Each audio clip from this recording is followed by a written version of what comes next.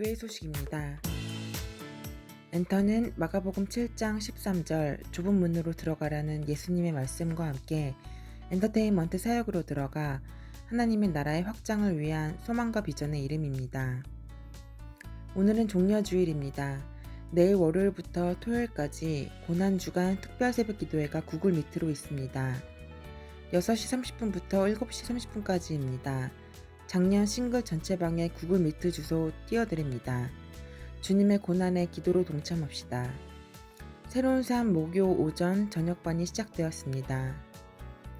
3월 31일은 부활절입니다. 12시까지 오셔서 식사하시고 부활절 계란을 포장해서 이웃과 오피스텔 주민과 부활의 기쁨을 나눌 테니 일찍 오셔서 같이 하시면 좋겠습니다. 부활절 예배와 함께 조유희 자매 세례식이 진행됩니다. 함께 축하해 주세요.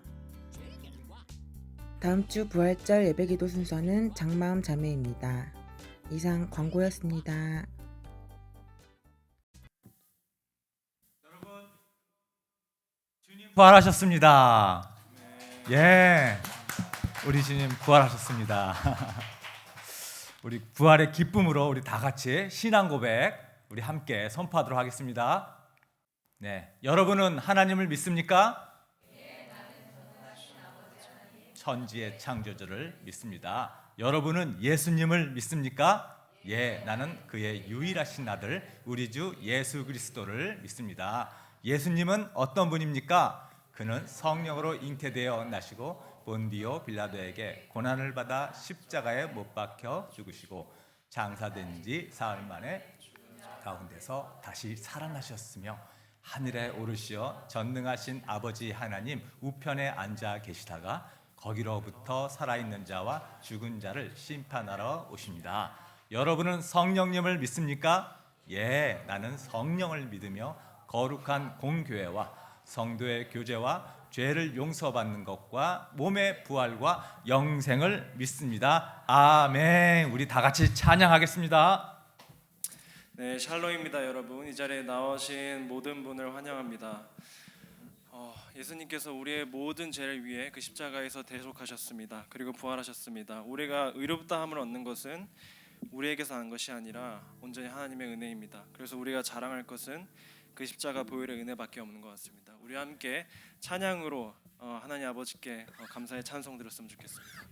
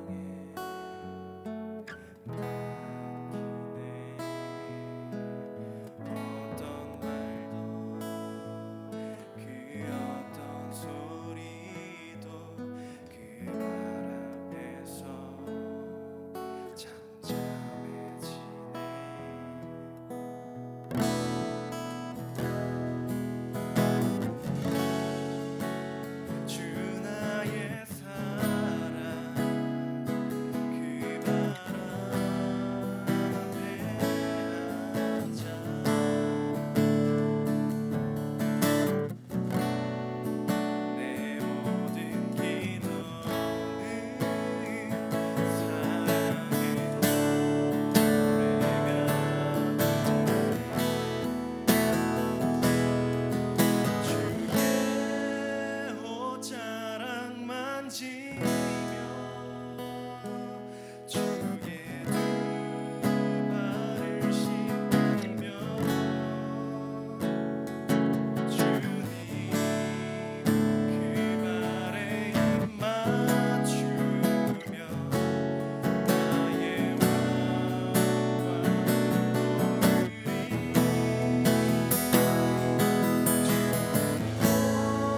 자랑 만지며 주의 두 발을 씻기며 주님 그 발에 입 맞추며 나의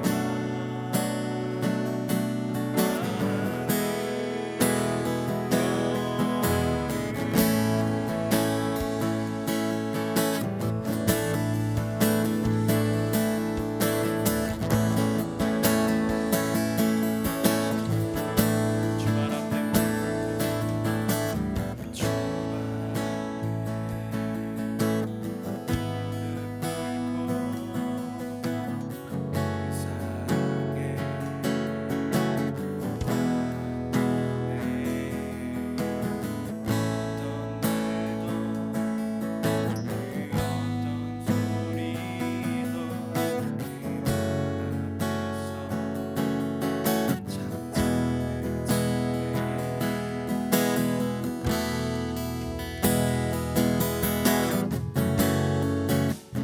주 나의 사랑 그 발 앞에 앉아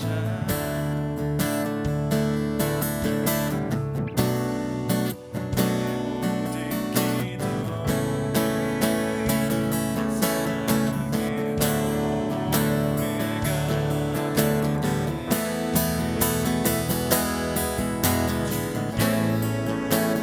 자랑 만지며 주의 두 발을 씻기며 주님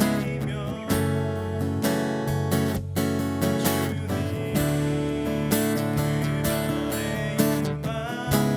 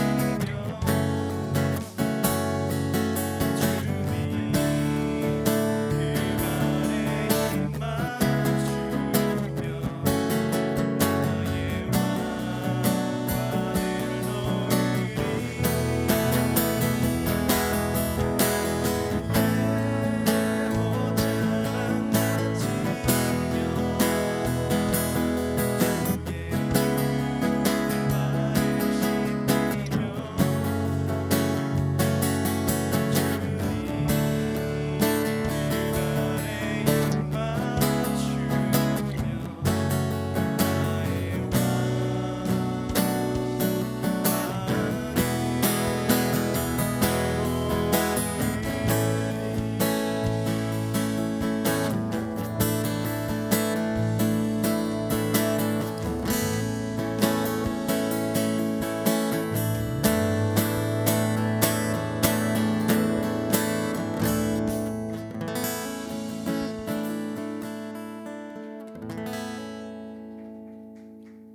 대표기도 나오셔서 기도하시겠습니다.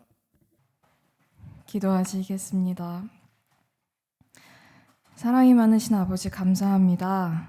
내가 오늘 살아있는 것, 몸을 움직여서 나갈 준비를 할 수 있는 것, 그리고 별탈 없이 예배당으로 올 수 있었던 것, 그 모든 것이 당연하지 않기에 이 모든 것을 허락하신 주님, 오늘도 감사합니다. 우리를 위해 대신 죽으시고 다시 부활하신 예수님 참 감사합니다. 부활주일을 맞이하여 예배드리는 오늘 저희의 마음을 기쁘게 받아주세요. 또 오늘은 사랑하는 저의 친구 유희가 세례를 받습니다. 주님의 품으로 돌아온 유희를 반겨주시고 또 많은 복을 주시기를 기도합니다.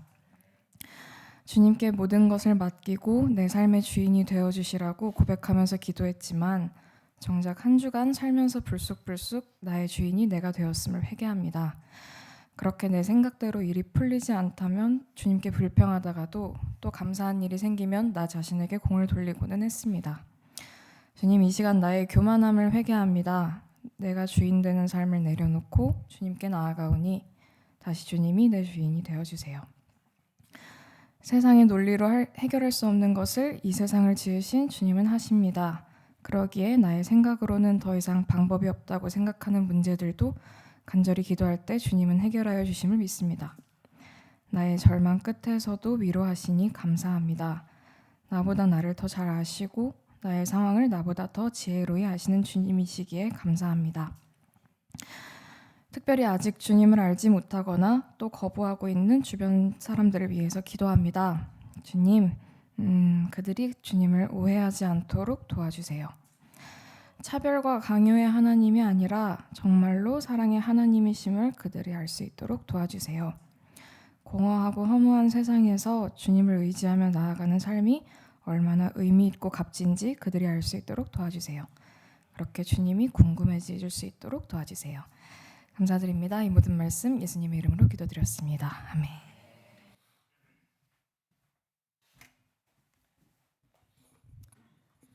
네, 우리 오늘 세례식이 있는 날입니다. 주님 부활하신 날, 부활절에 우리가 세례식을 할 수 있어서 얼마나 감사한지 모르겠어요.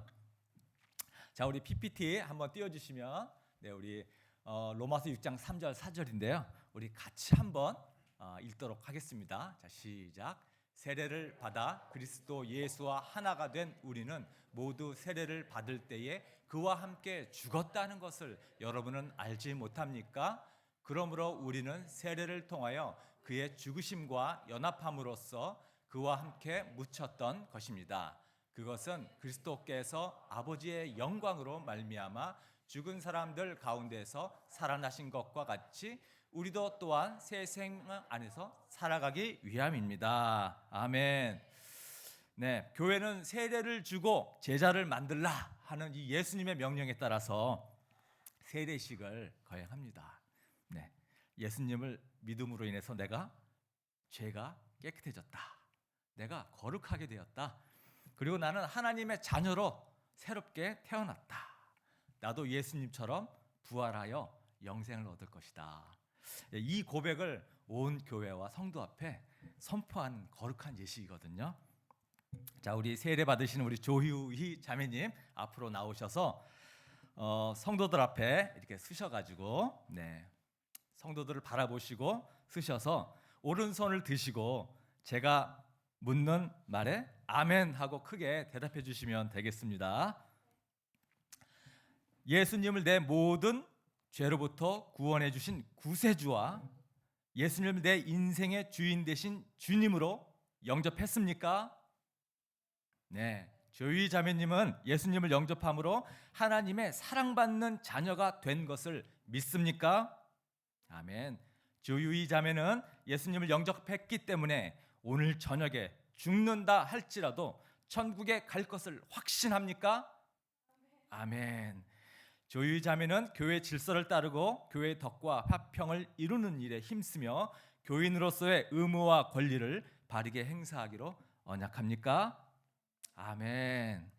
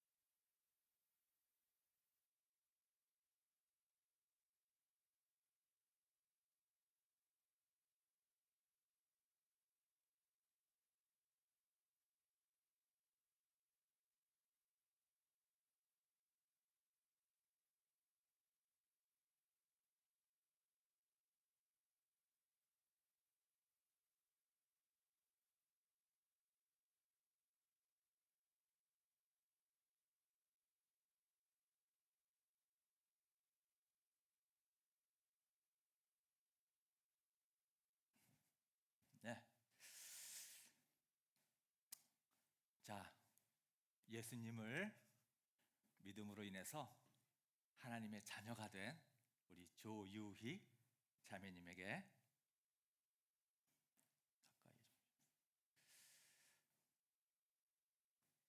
성부와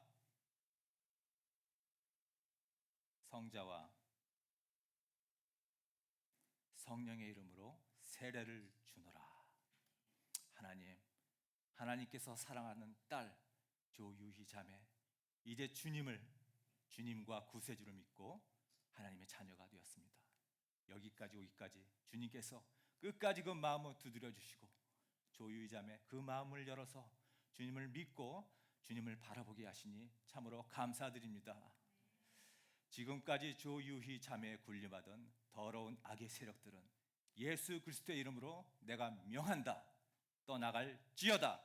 사라질지어다. 다시는 괴롭히지 말지어다. 아멘. 주님, 이제 주님께서 하나님의 자녀로 삼아주셨으니 조유희 자매가 주님의 자녀로서의 권세를 가지고 이 세상에서 주님이 예비하신 복을 마음껏 누리며 자유함을 누리며 주님의 빛과 소금으로서 이 세상에서 아름답게 주님을 증거하며 주님께 영광 돌리는 복된 삶을 살 수 있도록 주님 축복하시고 인도하여 주시옵소서. 유희자매를 통하여서 많은 사람들이 복이 이루어질수록 도와주시고 유희자매의 삶을 통해서 우리 주님이 증거되며 많은 영혼들 주님께 이끌어가는 정말 주님의 군사로서 주님의 정말 사역을 잘 감당하는 그런 삶을 살 수 있도록 주님께서 끝까지 함께 하시고 동행하여 주시옵소서. 감사드리며 예수님의 이름으로 기도합니다. 아멘. 자, 우리 조유희 자매가 하나님의 자녀가 된 것과 또 엔터 교회 세대 교인이 된 것을 성부와 성자와 성령의 이름으로 선포합니다. 음악 주세요. 자, 여러분 다 같이 나오셔서 한 사람씩 나오셔서 축하해 주세요. 너무너무 기쁜 날이에요. 자, 나오셔서 허리해 주시고 축복해 주시고 가져온 선물도 다 주시고 너무너무 기분 좋은 날이에요. 죄송해요.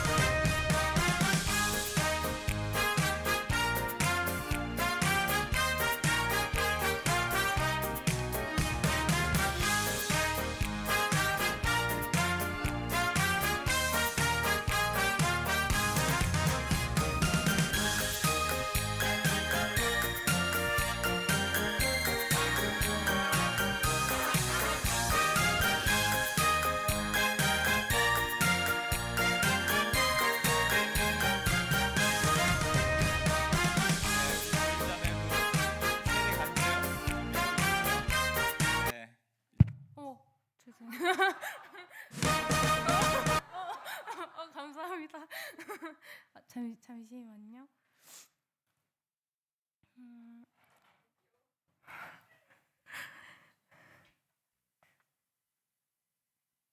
네, 안녕하세요. 저는 조유희입니다.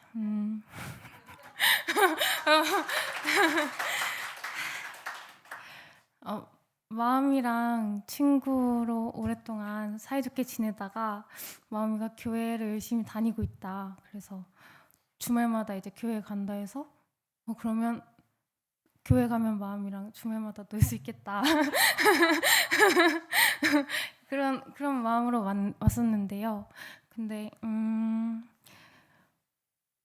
부인 등록을 어쩌다가 하고 싶어져서 하게 됐고요. 그리고 좀 성실하게 다녔으면 좋았겠지만 자주 빠지기도 하고 그 생삼 그거 숙제도 엄청 많이 밀려 있고 그랬는데 그래도 알게 되고 배운 것들이 많아져서 감사함을 느끼고 있습니다. 너무 떨려가지고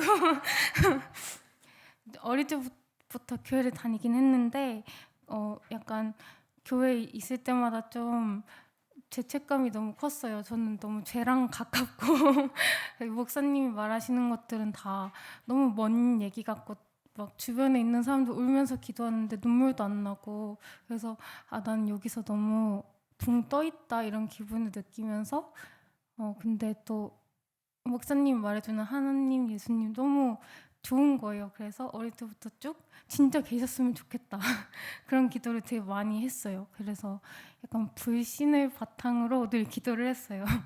계시죠? 이렇게 기도를 했었는데 그러다가 독립을 하고 교회랑 당연히 멀어졌고요. 그러면서 기도하는 습관은 남아 있었는데 그냥 소원 빌듯이 그냥 계시면 들어주세요 이렇게 그런 식으로 좀 했던 것 같아요. 근데 그래서 다시 교회에 오겠다고 마음을 먹었을 때 교인 등록을 하고 나서 점점 전이랑 달라져야겠다라는 생각을 하게 됐었고요.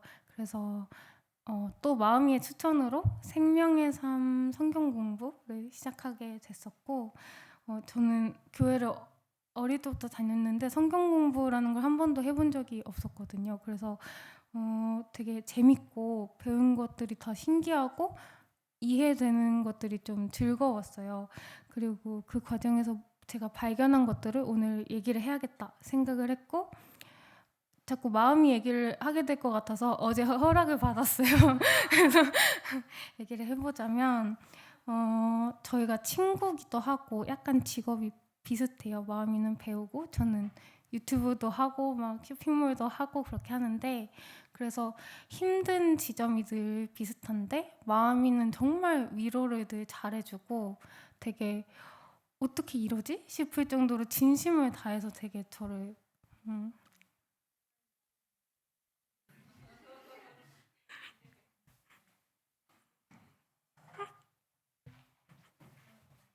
휴지 있어요? 마음을 보면서 얘기하면 안 될 것 같아요. 그래서 너무 속상하죠. 마음이랑 같이 비슷한 거를 느끼니까. 근데 마음이는 뭔가 어느 순간 혼자서 되게 괜찮아져가지고 안 괜찮겠지만 괜찮아져서 되게 저한테 엄청 멋지게 위로도 해주고 그래서 동생인데 제가 막 따르게 되더라고요 마음이를. 그래서 너는 어떻게 그러냐 어떻게 그럴 수 있냐라고 말하면 마음이는 내가 너보다 먼저 힘들어서 이렇게 위로해 줄 수 있어서 기쁘다라고 말을 해줬어요. 그래서 정말 정말 너무 멋져 보이더라고요. 그래서 그게 어떻게 가능한 건지 궁금했고 그리고 교회에서 성경 공부를 하면서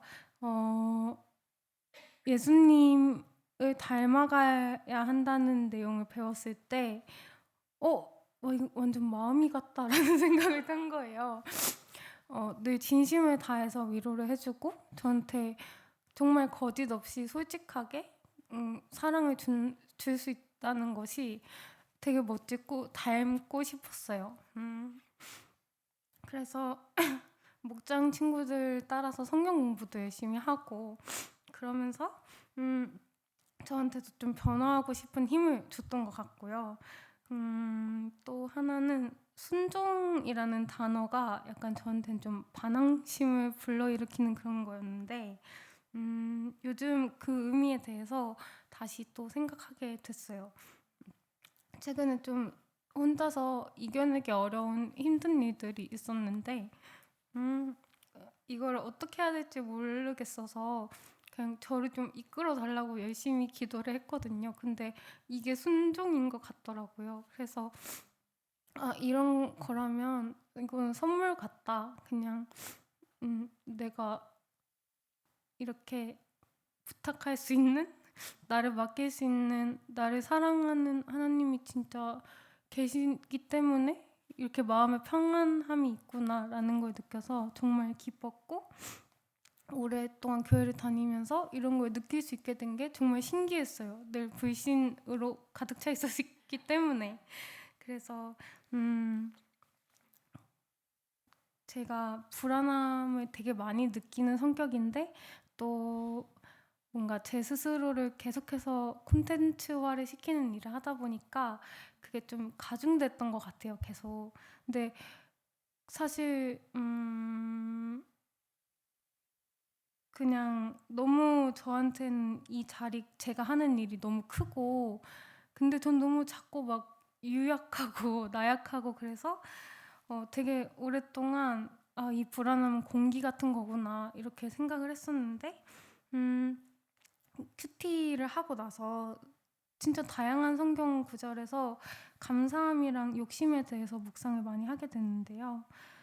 그 과정에서 불안함은 곧 내 욕심에서 기인한 거구나라는 것을 느꼈고, 그래서 감사한다면 내가 이 불안한 공기 속에서 숨 쉴 수 있는 것들을 발견하는 거구나라는 걸 되게 바보같이 늦게 깨달았어요. 그러고 나니까 보이는 너무 감사한 일들이 너무 좋았고요. 이런 거를 이렇게 큐티 성경을 읽고 예수님 하나님 통해서 배울 수 있다는 게 되게 스스로 바보 같다고 느꼈는데 그래도 이렇게 발견할 수 있도록 해주신 게 너무 감사했습니다. 그래서 저는 엔터교회에 와서 바뀐 건 성경을 읽고 위로를 얻는 방법을 알게 되었고요. 그리고 원래 늘 저를 위한 기도만 했었는데 목장 친구들이나 아니면은 수요 예배 한번 왔을 때 그 다른 분들 위한 기도를 했을 때 막 마음이 엄청 따뜻해지더라고요. 그래서 이런 것들이 신기했고 즐거웠고 그리고 선한 마음으로 정말 사랑하며 살고 싶다라는 마음을 갖게 된 경험들이 되게 신기하고 새로웠습니다. 그래서 저는 여기다 제가 엉터리 인간이라고 썼네요, 저를. 근데 그렇지만 주님의 큰 사랑을 받는 엉터리 인간이 돼서 좋다라고 적었습니다. 그래서 하느님이 저한테 하느님의 자녀로서 살아가는 방식을 선물처럼 주셨다고 느끼고 저는 그것에 정말 감사하는 마음을 갖고 있습니다. 마지막으로 이걸 소감문을 정말 많이 수정을 했는데요. 뭔가 계속 찜찜한 마음이 들었어요. 제가 막 많은 사람들 앞에서 제 안에 하나님이 느껴졌다라고 말하는 게 쉽지가 않더라고요. 그래서 근데 정말 스스로 그렇게 느끼는 순간들이 많았는데도 그렇게 말하는 게 너무 어려웠는데 그래서 이걸 마지막으로 수정한 아침에 기도를 하고 성경 어플을 켜서 오늘의 말씀을 봤는데 이렇게 적혀 있었습니다. 로마서 1장 16절인 것 같아요. 내가 복음을 부끄러워하지 아니하노니 이 복음은 모든 믿는 자에게 구원을 주시는 하나님의 능력이 됨이라. 정확한 의미를 모르는데 부끄러웠거든요. 이걸 말하는 게 저 하나님 느꼈습니다라고 말하는 게 부끄러웠는데 이거는 구원이고 하나님의 능력이 되는 거다라고 쉽게 그냥 이해를 해봤어요. 그래서 그럼 말해야겠다. 그래서 뭔가 꿀밤 맞은 기분이 들었고요. 그래서 속으로 이걸 읽고 네 이렇게 대답을 하고 소감문을 다시 고쳤습니다. 그래서 이제 고백할 수 있는 것은 저는 하나님을 믿고 사랑하고 의지하고 있습니다. 아멘.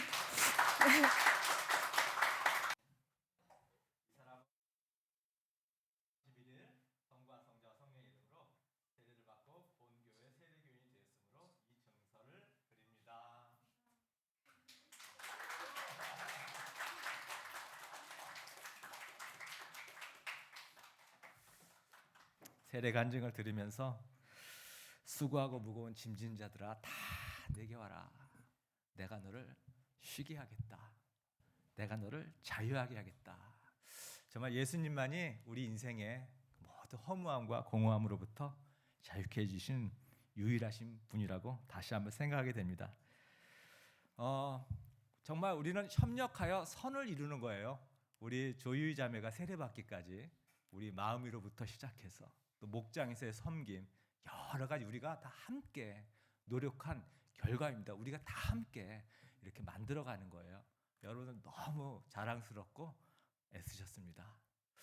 우리 오늘 부활주의를 맞이해서 우리 성경 말씀 마태복음 28장 1절서부터 8절까지 우리 함께 한 목소리로 읽어보겠습니다. 자, 시작. 안식일이 지나고 일회의 첫날 동틀 무렵에 막달라 마리아와 다른 마리아가 무덤을 보러 갔다.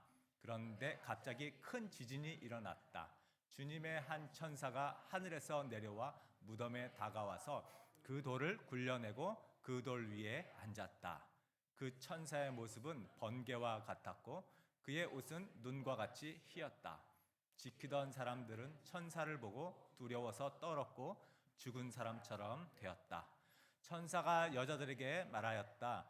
두려워하지 말아라. 나는 너희가 십자가에 달리신 예수를 찾는 줄 안다. 그는 여기에 계시지 않다. 그가 말씀하신 대로 그는 살아나셨다. 와서 그가 누워 계시던 곳을 보아라. 그리고 빨리 가서 제자들에게 전하기를 그는 죽은 사람들 가운데서 살아나셔서 그들보다 먼저 갈릴리로 가시니 그들은 거기서 그를 뵙게 될 것이라고 하여라. 이것이 내가 너희에게 하는 말이다. 여자들은 무서움과 큰 기쁨이 엇갈려서 급히 무덤을 떠나 이 소식을 그의 제자들에게 전하려고 달려갔다. 아멘. 자, 우리 주님 부활하셨습니다. 우리 이렇게 한번 인사할까요? 주님 부활하셨습니다. 우리 앞뒤 좌우로 네, 우리 주님의 부활을 함께 누립시다. 네, 주님 부활하셨습니다. 금요일 날 예수님 십자가에 달리셨죠. 금요일 날 십자가에 달리셨고요. 그리고 토요일은 안식하셨어요. 안식하셨어요. 그리고 오늘 주일인 오늘 드디어 예수님께서 빈 무덤으로 부활을 알려주신 거죠. 막달라 마리아와 다른 마리아가 예수님의 무덤을 찾아갔더니 예수의 시체가 없었어요. 빈 무덤이었어요. 요한복음에 의하면은 예수님 시체는 없었고 그 예수님의 몸을 감쌌던 수의와 또 이 턱이 빠지는 것을 막기 위해서 이렇게 얼굴을 감싸는 수건이 있었는데 그 수건이 아주 이쁘게 착착 개켜가지고 가지런히 놓여 있었다. 이렇게 이제 기록이 되어 있죠. 우리가 예수님이 정말 하나님의 아들이라고 믿을 수 있는 가장 큰 이유는요, 부활이에요. 부활이 정말 사실이라면 무리를 걷는 것, 오병이어 같은 기적들, 물을 포도주로 만드는 이런 기적들 아무것도 아니거든요. 그래서 우리에게는 이 부활이 굉장히 중요합니다. 이 부활이 빈 무덤이 부활을 증명하기 때문에 이 예수의 적들이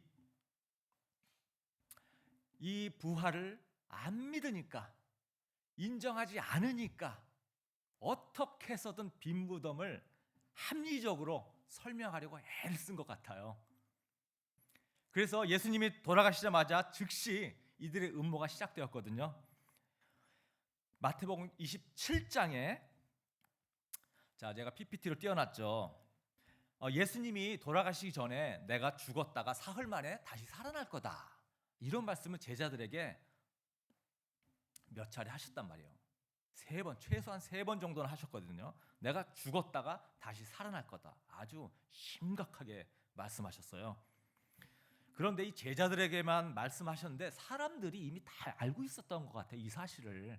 그래서 지금 우리 27장 62절에서 66절을 보면 유대인 지도자들이 이런 얘기를 합니다. 제가 한번 읽어볼게요. 이튿날 곧 예비일 다음 날에 대제사장과 바리새파 사람들이 빌라도에게 몰려가서 말하였다. 각하, 세상을 미혹하던 이 사람이 살아있을 때 사흘 뒤에 자기가 살아날 것이라고 말한 것을 우리가 기억하고 있습니다. 그러니 사흘째 되는 날까지는 무덤을 단단히 지키라고 명령해 주십시오. 혹시 그의 제자들이 와서 시체를 훔쳐가지고 백성에게는 그가 죽은 사람들 가운데서 살아났다고 할지 모릅니다. 그렇게 되면 이번 속임수는 처음 것보다 더 나쁜 영향을 미칠 것입니다. 빌라도가 그들에게 말하였다. 경비병을 내줄 테니 물러가서 제주껏 지키시오. 그들이 물러가서 그 돌을 봉인하고 경비병을 두어서 무덤을 단단히 지켰다. 네, 이런 기록입니다. 그러니까 유대인 지도자들이 빌라도한테 가서 죽은 예수가 사흘 뒤에 살아날 거다 하는 이런 말을 했는데 살아날 리는 없지만 제자들이 시체를 훔쳐가 가지고 살아났다고 뻥칠지 모르니까 제자들이 훔쳐가지 못하도록 군대를 동원해서 무덤을 단단히 지키게 해달라는 지금 그런 부탁을 빌라도한테 하는 거예요. 유대인 지도자들이. 여러분, 봉인 있잖아요. 봉인은 그 사람이 직접 떼지 않는 한 아무도 못 여는 거죠. 빌라도가 봉인했기 때문에 빌라도가 무덤을 열지 않는 한 아무도 못 여는 거예요. 빌라도가 명령을 하던가. 그러니까 이제 유대인 지도자들은 이제 확실하다. 아무도 가져갈 수 없다. 빌라도가 봉인했는데, 그죠? 네. 아무도. 그러니까 유대인들은 이제 안전장치를 확실하게 해둔 거죠. 그런데 예수님이 시체가 사라진 거예요. 그런데 사라진 거예요. 난리 난 거죠. 경비병들은 죽은 목숨이에요, 이제. 죽은 목숨이에요. 그래서 28장 넘어가면요, 계속 이렇게 얘기가 계속 되는데요. 28장 11절에 여자들이 가는데 경비병 가운데 몇 사람이 성 안으로 들어가서 일어난 일을 모두 대제사장들에게 보고하였다. 연인들이 부활하신 예수님 소식을 전하려고 가는데 경비병이 먼저 쫙 가가지고 소식을 전하는 것을 본 거예요. 부활을 가장 먼저 놓고 간 사람들은 경비병들이었어요. 그래서 막달라 마리아와 다른 마리아가 무덤을 들어갈 수 있었던 거예요. 이미 무덤이 열려 있고 경비병들이 없어졌거든요. 경비병들이 예수님이 사라진 것을 보고 놀라가지고 지금 이 상황을 보고하러 지금 막 달려가는 겁니다. 성 안으로. 그리고 12절에 대제사장들은 장로들과 함께 모여 의논한 끝에 병사들에게 은돈을 많이 집어주고, 자, 경비병들에게 돈을 주고서 13절에 말하였다. 예수의 제자들이 밤중에 와서 우리가 잠든 사이에 시체를 훔쳐갔다고 말해라. 자, 음모죠. 사람들이 정말 예수님이 부활했다고 하면 난리 날 테니까, 야, 너희들이 잠든 사이에 제자들이 훔쳐갔다고 소문내라. 이렇게 지금 말하는 겁니다. 14절, 이 소문이 총독의 귀에 들어가게 되더라도 우리가 잘 말해서 너희에게 아무 해가 미치지 않게 해주겠다. 너희 죽지 않게 해줄 테니까, 우리가 잘 말해줄 테니까 너희는 이렇게 소문만 내. 그들은 돈을 바꿔서, 뇌물이죠, 뇌물을 바꿔서 시키는 대로 했다. 소문을 냈다는 거죠. 그리고 이 말이 오늘날까지 유대인들 사이에 널리 퍼져 있다. 자, 오늘날까지라고 하는 거는 이 복음서를 기록할 당시니까 예수님이 돌아가시고 나서 한 25년, 30년 그쯤 되는 상황이에요. 그러니까 예수님이 부활하시고 나서도 20, 30년까지는 제자들이 훔쳐갔다고 그렇게 알고 있는 거예요, 사람들은. 여러분, 지금도 유대인들은 제자들이 훔쳐갔다고 믿는 사람들이 많이 있다고 합니다. 자, 이것만 봐도 무덤이 빈 것은 확실한 것 같아요. 그죠? 어쨌거나 무덤이 빈 것은 맞아요. 그러니까 이 난리를 피죠. 그런데 정말 제자들이 훔쳐갔겠냐? 자, 이것을 우리가 한번 생각해 봅시다. 정말 제자들이 예수님의 시체를 훔쳐갔을까요? 상식적으로 생각해 보면 이게 그럴 만한 합당한 이유가 도저히 떠오르지 않아요. 왜 그런지 한번 살펴보려고 그래요. 여러분, 예수님이 십자가에 돌아가셨을 때 가장 실망한 사람들이 누군지 아세요? 제자들이에요, 제자들. 메시아인 예수님을 쫓아다녔잖아요. 근데 그들이 생각했던 메시아는 정치적인 메시아였거든요. 다윗과 같이 지금 이 압제받는 나라로부터 해방시켜줄 막강한 힘 있는 메시아, 왕 같은 메시아를 생각하면서 3년을 그렇게 따라다닌 거예요. 그래서 이들은 예수님의 우편, 좌편, 오른팔, 왼팔 정치적으로 한 자리씩 차지할 수 있겠다. 그런 어떤 소망을 가지고 예수님을 그렇게 3년 동안 따라다닌 거였어요. 그런데 어느 날 갑자기 십자가에 달려서 돌아가신 예수님을 봤을 때 이들은 그냥 모든 기대감이 그냥 다 무너져 버린 거예요. 아니 이거 뭐냐? 아니 정말 성경의 구약에 예언됐던 그 메시아인 줄 알고 기적을 일으키니까 진짜 하나님이 보내신 정말 그런 의미의 하나님의 아들이다. 그렇게 믿고 따라다녔는데 십자가에서 허무하게 돌아가신 거예요. 예수님 십자가에 달리실 때 제자들 다 뺑소니셨습니다. 자기 목숨 건지겠다고 다 사라져 버렸어요. 그랬던 제자들인데 갑자기 나타나서 무슨 마음으로 마음이 변해가지고 예수의 시체를 몰래 훔쳐가서 숨겨놓고 예수가 살아났다 이런 말을 할 이유가 있을까요? 이유가 있을까요? 그럴 이유가 왜 그랬을까요? 뭐 그럴 이유가 있다고 한번 쳐보자고요. 웬일인지 이들이 마음이 바뀌어서 자기들끼리 어떤 계획을 가지고 예수님의 시체를 훔쳐서 감춰놓고 부활했다는 이런 거짓말을 했다고 한번 쳐보자고요. 이들이 예수님의 시체를 훔쳐오려면 군인들을 물리쳐야 되거든요. 물리쳐야 되잖아요. 이들은 예수님이 잡히던 때에 군인들이 무서워서 다 도망쳤던 제자들입니다. 그죠? 네. 그때도 뺑소니셨어요. 무기도 없는 이들이 갑자기 용기가 생겨서 로마 군인들하고 맞짱을 또 싸우고 이들을 물리치고 시체를 훔쳐갔다는 거, 이게 가능할까요? 세상 일은 모르니까 또 그랬다고 치자고요. 정말 이들이 단단히 준비해가지고 막 그냥 여기저기 몽둥이를 준비해서 무덤을 지키는 그 로마 군인들을 다 때려 부시고 그렇게 해서 정말 훔쳐가서 몰래 숨겨놓고 예수님이 살아났다 이렇게 거짓말했다고 치자고요. 그럼 이들이 그 다음은 어떻게 해야 됩니까? 뭐 유명해지든지 자기들이 원하는 대로 뭐 권력을 쥐든지 뭔가 보상이 있어야 되잖아요. 그런 상황이 와야 되는 거 아닌가요? 이들이 예수님 부활했다고 떠돌아다니면서 얻은 것은요, 감옥에 갇히고 매 맞고 고통받고 핍박받고 그거밖에 없어요. 성경에 보면.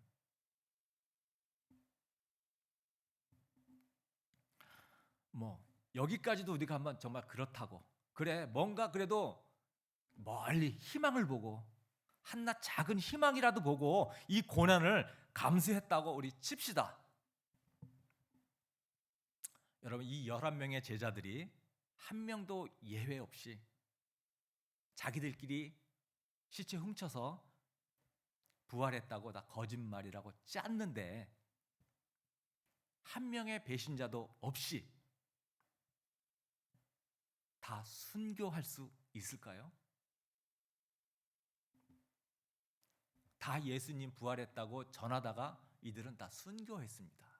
11명이 한 명도 예외 없이.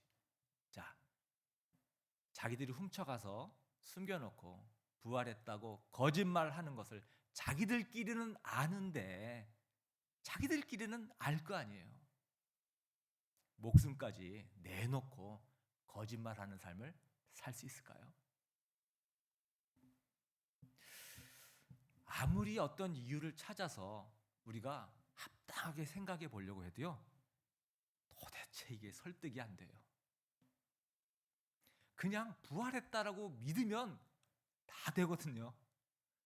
부활했다고 믿으면 아무 문제가 없는데 이 부활한 것을 부활 안 했다라고 생각하려고 하니까 여러 가지 생각을 해봐도 설득력이 없습니다.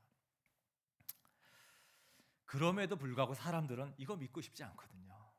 부활 인정하고 싶지 않아요. 빈 무덤은 틀림없는 사실인데 부활만큼은 믿고 싶지 않은 거예요. 그래서 제자들이 훔쳐갔다고 이렇게 말하는 것을 또 사람들은 그냥 딱 믿어버립니다. 네. 예수님의 무덤이 빈 것은 부활하셨기 때문이에요. 억지 주장하는 사람들 중에는 도굴하는 사람들이 도둑놈이 들어와서 훔쳐갔다, 또 이런 얘기를 합니다. 예전에도 도굴하는 그런 도둑놈들이 많았다고 합니다. 유적지에서 비싼 어떤 유물도 훔쳐가려고. 근데 도굴 때문에 도둑이 들었다면 옷을 가져가야지 시체를 왜 가져가겠어요? 그렇지 않아요? 네. 옷을 가져가야죠. 또 억지 주장하는 사람들은 제자나 도둑이 아니라 예수의 적들이 와서 어떤 이유로 시체를 가져갔을 거다, 또 이렇게 얘기를 합니다. 시체를 가져가는 게 목적이면 그 수의와 얼굴을 싼 그 수건, 그 통째로 가져가지 않을까요? 그럼 뭐하러 시체 그 옷까지 싹 다 풀고 얼굴에 싼 수건까지 차곡차곡 해서 그렇게 놓을 이유가 뭐가 있겠어요? 왜 무덤이 비었을까요? 부활하셨기 때문에. 그래서 빈 것입니다. 이런저런 말도 안 되는 이유들을 사람들이 계속해서 주장할 것을 예수님이 아셨는지, 그 다음에 예수님께서 부활하신 다음에 무려 40일 동안 사람들에게 나타나셨죠. 이 기록들이 성경에 많이 나오는데요, 저는 오늘 여러분들과 고린도전서 15장에 이 바울이 기록한 이 말씀을 함께 나누려고 합니다. 나도 전해받은 중요한 것을 여러분에게 전해드렸습니다. 그것은 곧 그리스도께서 성경대로 우리 죄를 위하여 죽으셨다는 것과 무덤에 묻히셨다는 것과 성경대로 사흘날에 살아나셨다는 것과 그 다음에 5절에 게바에게 나타나시고, 게바는 베드로입니다. 6절에 그 후에 그리스도께서 한 번에 그 다음에 게바에게 나타나시고 다음에 12제자에게, 자 이제 제자가 12명, 11명에서 한 명이 새로 다시 뽑혔어요. 사도를 한 명 더 뽑혀서 마띠아가 이제 사도가 돼서 다시 12명이 된 거예요. 12제자에게 나타나셨다고 하는 것입니다. 6절에 그 후에 그리스도께서는 한 번에 500명이 넘는 형제 자매들에게 나타나셨대요. 여러분, 증인이 500명이 넘는, 그 가운데 더러는 세상을 떠났지만, 자, 이 바울이 지금 이 고린도전서를 기록한 것이 예수님이 돌아가시고 나서 한 40년, 많으면 50년 정도 된 상황이거든요. 그때까지 예수님의 부활을 목격한 사람이 대다수는 지금도 살아 있습니다. 증인들이 대다수가 살아 있다는 거예요. 그 500여 명이 넘는 사람 중에. 그리고 다음에 야고보에게 나타나시고, 예수님의 친동생 야고보, 그 다음에는 모든 사도들에게 다시 나타나셨습니다. 그런데 맨 나중에 다리 차지 못하여 난자 같은 나에게도 나타나셨습니다. 부활하신 예수님을 목격한 자가 이렇게나 많습니다. 이렇게나 많아요. 제가 몇 년 전에 한국음악실현자연합회에서 부정선거를 제가 고발한 적이 있어요. 부정선거를 제가 고발했어요. 근데 증거가 없어요. 저에게 100만 원을 줄 테니 자기를 찍어달라. 그래서 제가 그걸 이제 신고를 했죠. 증거가 없어서, 증거가 없으니까 무슨 증인의 효력이 없을 것 같아서 그냥 흐지부지 그냥 말았는데, 저처럼 똑같이 뇌물을 받게 이렇게 제안받은 또 한 사람이 있는 거예요. 증거는 없어요. 말만 들었어요. 여러분, 근데 이 두 사람의 증언에 의해서 그 사람이 당선됐거든요, 이사에. 그런데 결국은 떨어졌어요. 두 사람의 증언 때문에. 증거도 없는데 여러분, 증언이라고 하는 게 법적 효력이 있는 겁니다. 성경에 두세 사람이 증인이면 그것을 인정한다. 여러분, 500명이 넘는 증인이 있다라는 건요, 이건 어마어마한 거예요. 이건 확실한 거거든요. 너무 많아요, 너무 많아요. 여러분, 빈 무덤, 예수님 부활하셨기 때문에 빈 무덤인 것입니다.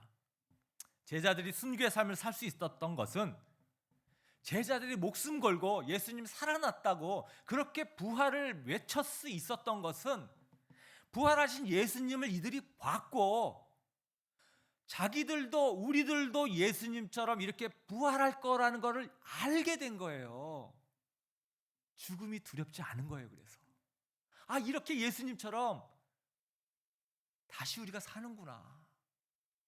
그래서 목숨을 걸고 두렵지 않고 목숨이 부활하신 예수님을 절하면서 순교의 삶을 살 수 있었던 것입니다. 여러분, 그래서 우리도 예수님처럼 부활할 거라는 것을 우리가 믿을 수 있어요. 믿어야 돼요. 그래서 우리는 죽음을 두려워하는 존재가 아닙니다.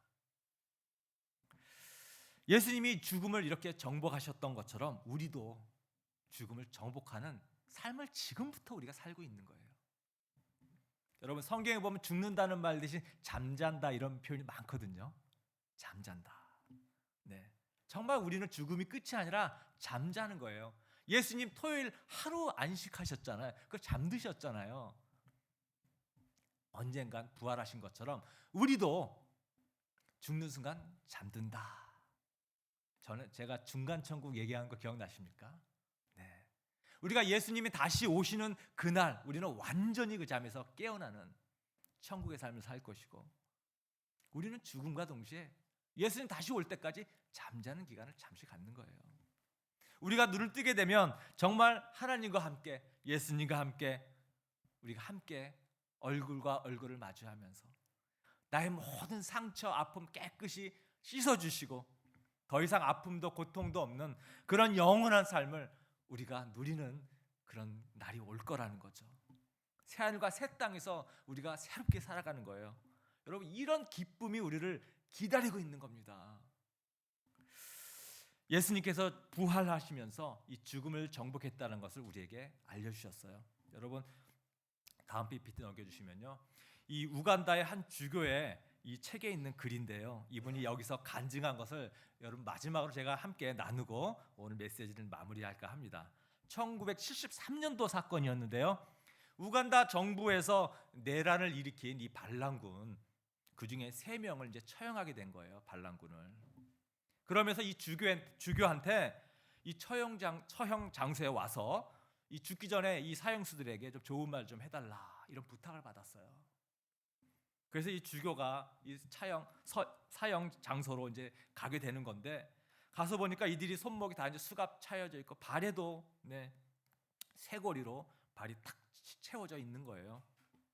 주교가 이들을 향해 가면서, 야, 이 총살을 당할 이 지금 분노한 이 반란군, 이 사람에게 정말 내가 무슨 얘기를 해줘야 되나, 이런 고민을 하면서 이들에게 다가가고 있는데, 아니 사형수들이 고개를 들고서 자신을 바라보는데 웃고 있는 거예요. 얼굴 표정이 너무 밝아요. 그래서 다가갔더니 그 중에 한 사람이 이 주교에게 이렇게 말했다고 합니다. 페스토 주교님, 와주셔서 감사합니다. 꼭 드리고 싶은 말씀이 있습니다. 그러면서 하는 말이, 저희가 감옥에 들어가는 그 첫날에 우리 모두 예수님을 영접했습니다. 예수께서 우리 안에 들어오셔서 우리의 모든 죄를 용서해 주셨습니다. 이제 하나님과 우리 사이에 막힌 것이 없어졌습니다. 이제 우리는 예수님께 갑니다.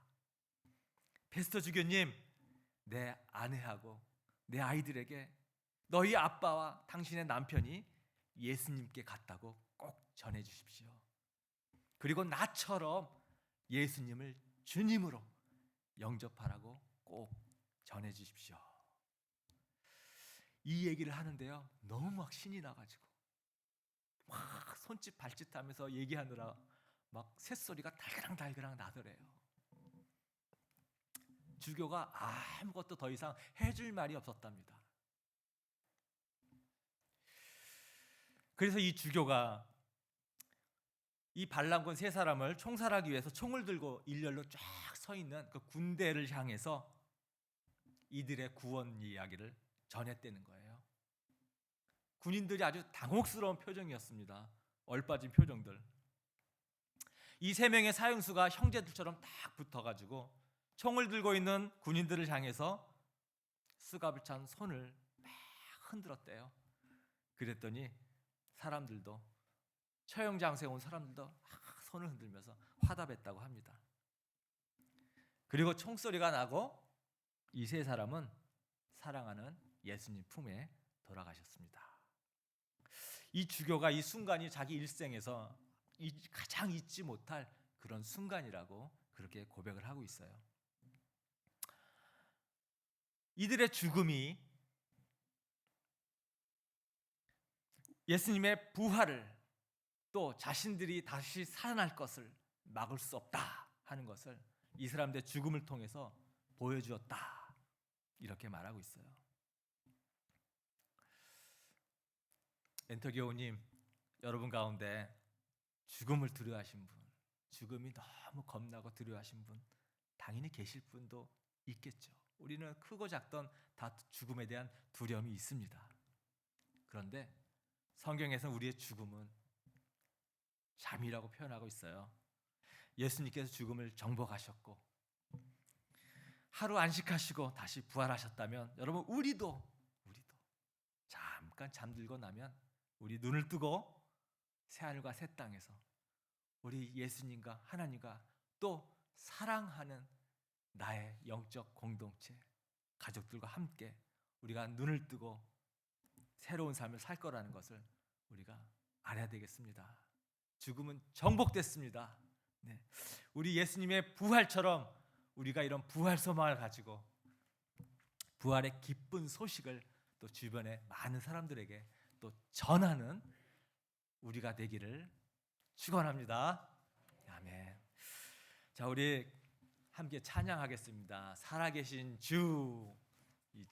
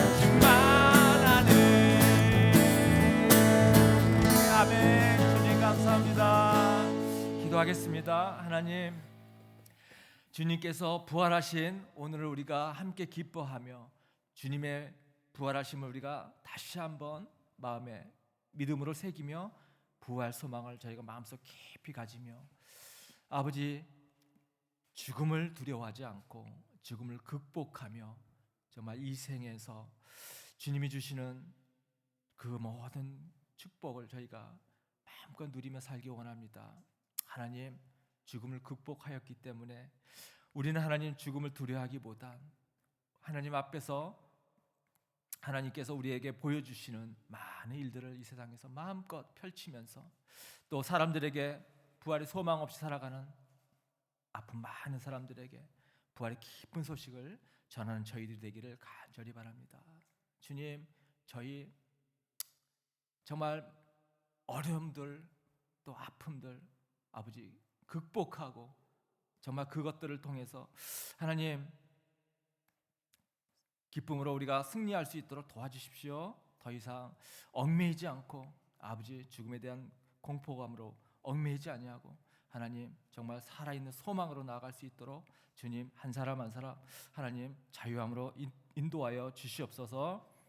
이제는 우리 주 예수 그리스도의 은혜와 하나님의 사랑과 성령님의 교통하심이 부활 소망을 가지고 죽음을 두려워하지 않고 살 소망으로 우리가 이 세상에서 마음껏 정말 주님 주신 사명과 또 꿈과 또 나에게 맡겨진 가족들과 일과 이 삶 속에서 부활 소망으로 늘 하나님 승리하며 이기며 살아가는 주님의 귀한 아들 딸 되시기를 이제로부터 영원토록 성령님 함께하여 주시기를 간절히 축원하옵나이다. 아멘.